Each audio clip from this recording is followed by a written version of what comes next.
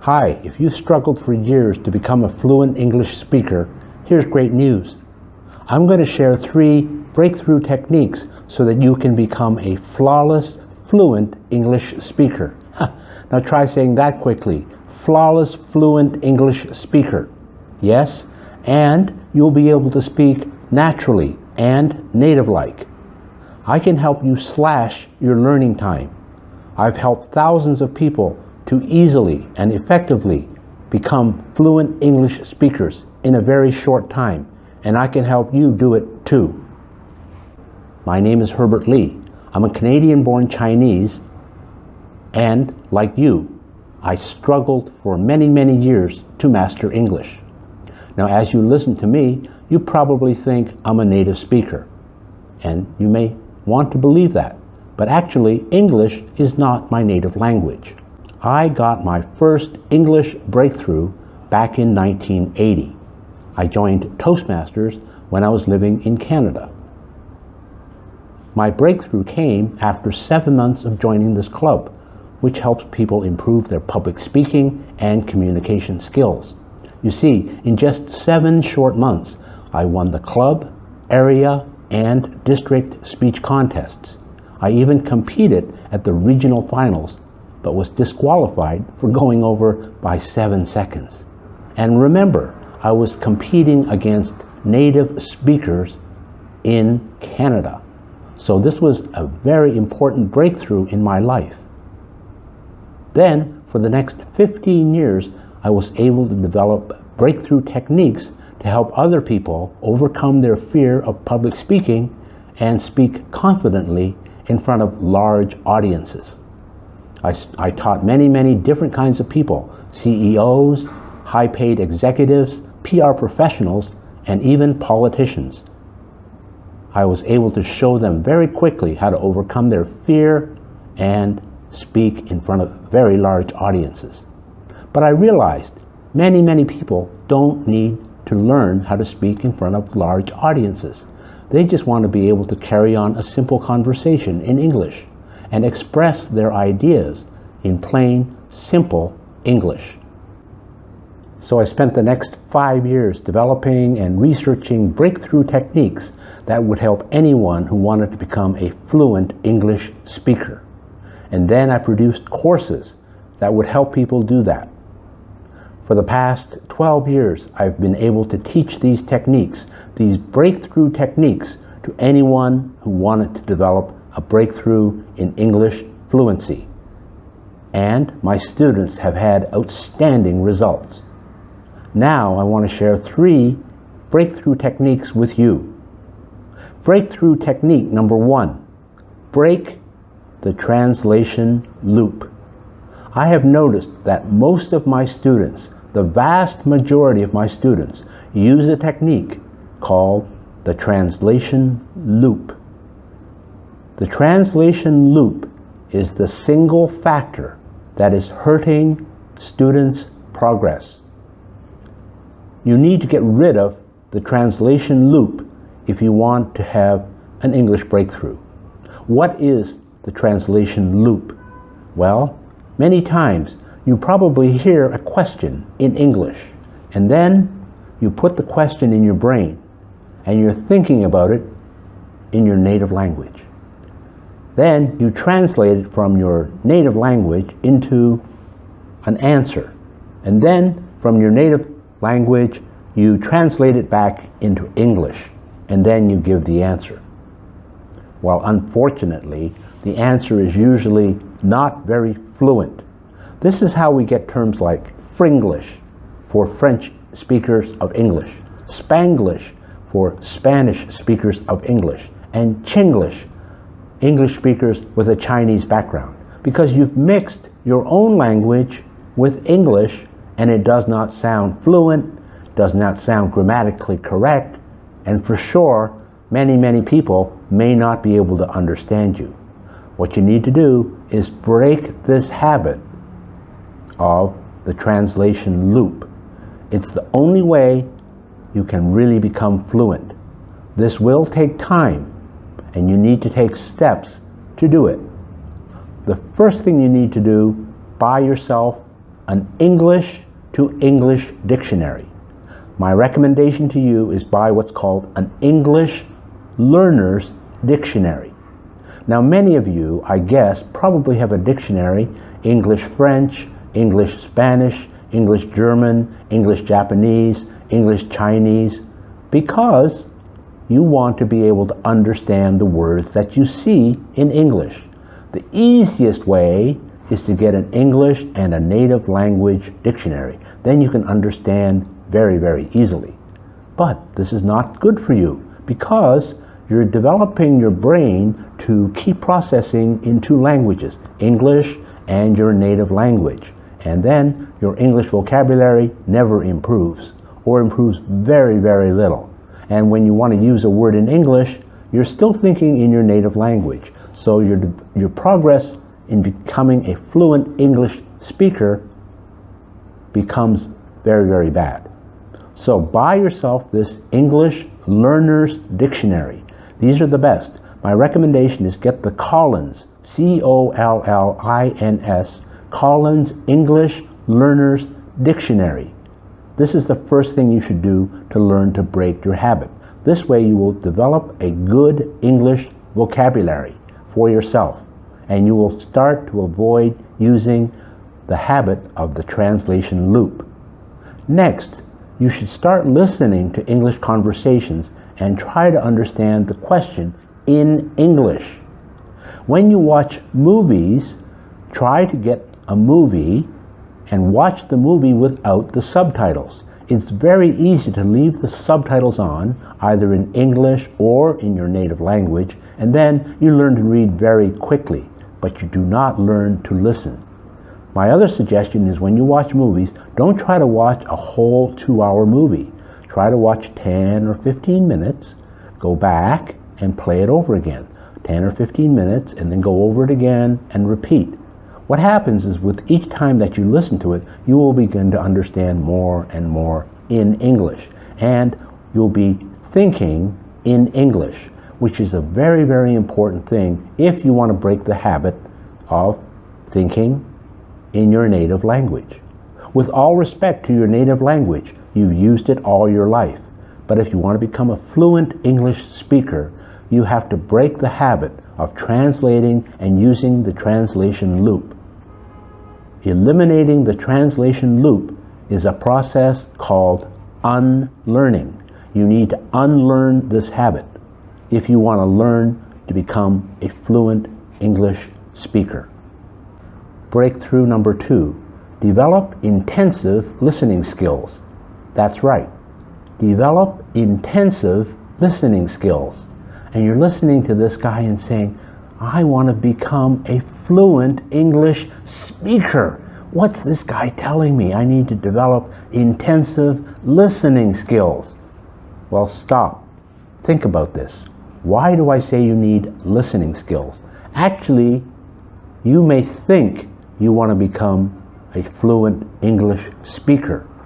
Actually, what you want to become an effective English conversationalist. Conversation takes 2 people, one to speak and one to listen. And if you're not a good listener, if you do not listen well in English, and you're always saying to the person who's talking to you, excuse me, could you please repeat that? Or would you speak a little bit slower? What did you say again? No one will really want to talk to you because you're a poor listener. So you need to develop listening first. Effective, intensive listening skills is high up on the list if you want to become a fluent English speaker. How do you do this? Well, that's very important when you want to become a good listener. You need to be interested in what other people are saying. Sincerely, from your heart, you really have to want to listen to what other people say and not become a yappy blabbermouth. Listening is a skill that you need to develop. But before I go ahead, let me ask you a question. How many of you have taken intensive listening lessons in your native language? Now stop and think about this. Have you ever taken a lesson in your native language? Now, some of you are saying, no, I never took a lesson in listening in my native language. Never. Never went to a classroom. But stop and think about it. Actually, when you were a baby, for about a year or a year and a half, when you couldn't speak, and all you could do was listen to your parents, their friends, and anyone who came around the house, or in the shopping center, or in the grocery store, you listened to this 24 hours a day in your native language, and you couldn't say anything. But it all went in. You listened. And that's why you're so good at listening in your native language. You have had close to 3,000 or 3,500 hours of listening to your native language before you even said mama or baba. And chances are, once you said mama or baba, your listening skills became much worse. It's funny, human beings, once we learn to speak, our listening skills get worse because now we can speak, we can say something, and we stop listening. But back to our lesson about listening, our intensive listening, take a deep interest in other people and what they say. When they say something, lean over a little bit and say, wow, that's very interesting. Because if you're interested in what other people are saying to you, they will want to talk to you. They will find you interesting. And you will become a better listener. And you know, good listeners are very hard to find in society today. So, breakthrough number 2, learn to be an intensive listener. One final point, just remember, if you look at the word listen, L-I-S-T-E-N, and you mix the letters around, you will get the word S-I-L-E-N-T, which is silent. To be a good listener, you need to be silent. Breakthrough number 3, clustering. A few years ago, I came across a book by the late T.K. Ann called Cracking the Chinese Puzzles. At the time, I was trying to learn how to read and write Chinese. In his book, he says it's much easier and much more effective to learn Chinese by not learning individual characters, but by learning them in groups, what he liked to call clusters. This was an approach he called cheaper by the dozen, which is an English expression that says when you buy more, you get more.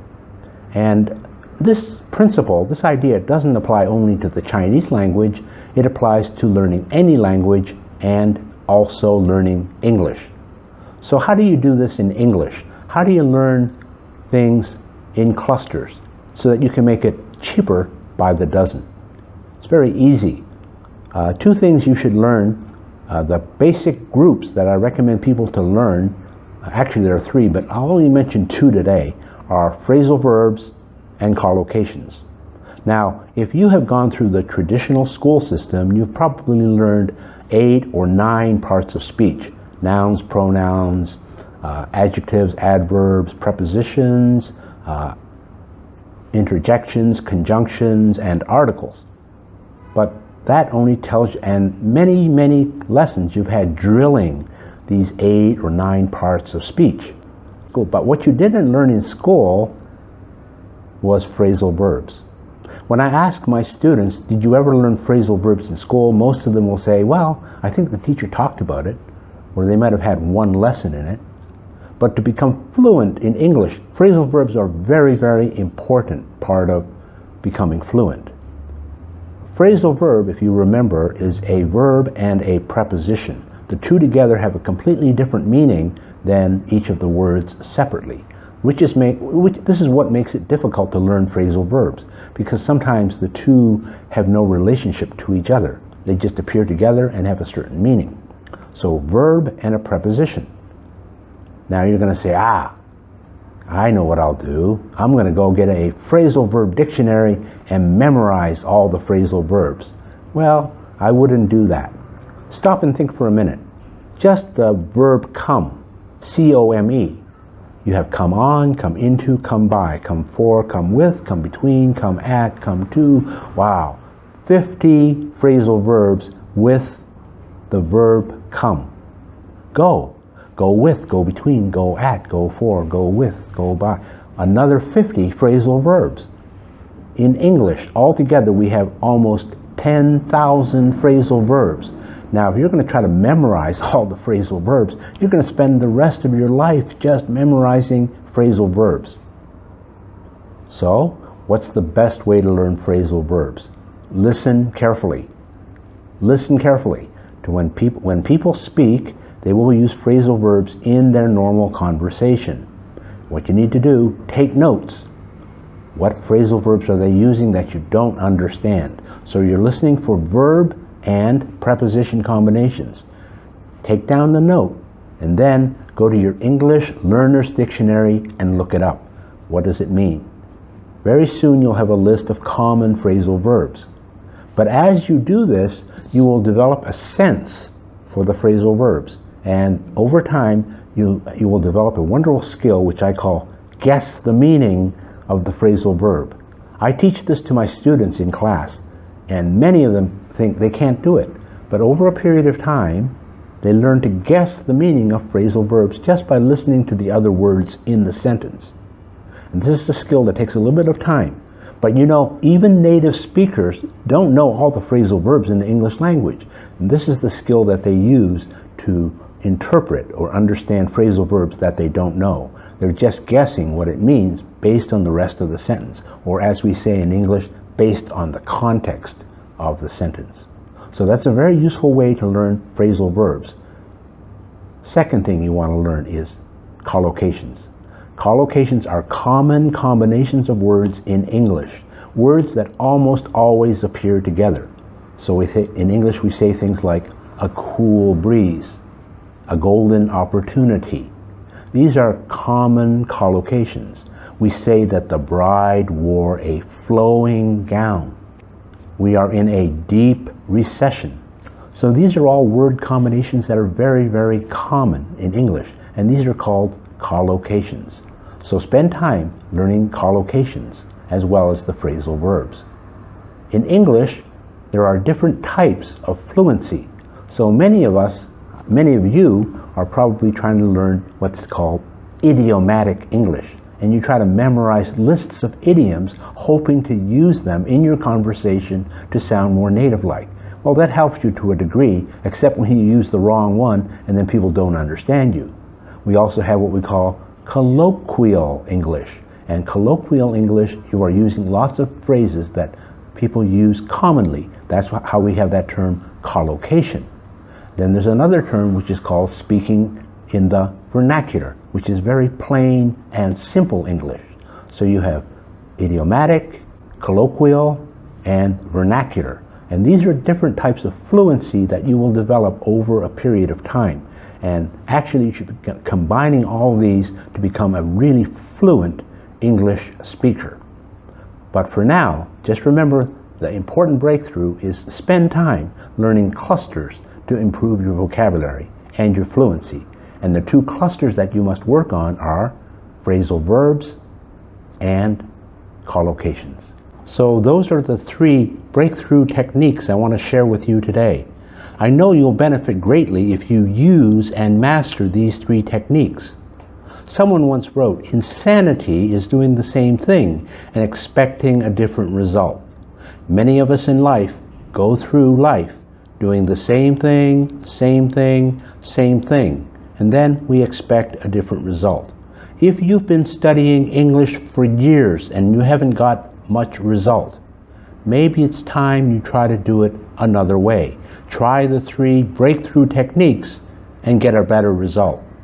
Someone else wrote, "Keep on doing what you're doing and you're going to get what you've always been getting." Same idea, same logic. You can't keep doing the same thing and expect a different result.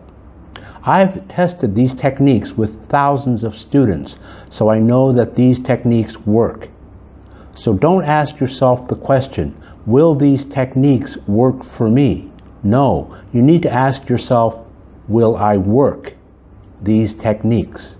You need to put the time and energy to give yourself an English breakthrough. And no one can do this for you. And it's a very difficult thing because you must learn to change your habits. And habit change is not an easy thing to do. So in summary, the 3 breakthroughs again. Breakthrough number 1, get rid of the translation loop. Breakthrough number 2, become an intensive listener. And 3, learn English by clustering, learning groups of important words. Let me end this session by telling you a story about a king. There was a king in an ancient kingdom, and he called his wise men one day to his court. He said, "Wise men, I would like you to take all the world's knowledge and wisdom and put it in one book, one volume of one book. And you have 2 years to do it." So for 2 years, the wise men slaved over every book they could find to put all the knowledge and wisdom in the single book. 2 years later, they happily presented it to the king, who gratefully accepted it and then said, "But you see, I am getting old and frail. Do you think you could take this one book of knowledge and compress it to one chapter?" And they, of course, said, "Yes, Your Majesty," and went off to produce one chapter in 6 months. 6 months later, they came to the king and said, "Your Majesty, this is one chapter with all the world's knowledge and wisdom." And His Majesty again very graciously accepted it, and then he said, "Would you mind taking 3 more months and taking one chapter and then making it into one page?" And they gratefully accepted and went away to do their task, and came back 3 months later with one page. And His Majesty said, "But you see, I'm getting old, my eyesight is not very good. Can you reduce all the knowledge from one page down to one sentence?" And a month later, they came back with one sentence on a piece of paper, and the king was overjoyed. Can you guess what the one sentence was? The one sentence that the king received, which had all the knowledge and wisdom of the world, was condensed into a sentence. The sentence was, "There is no free lunch." There is no free lunch.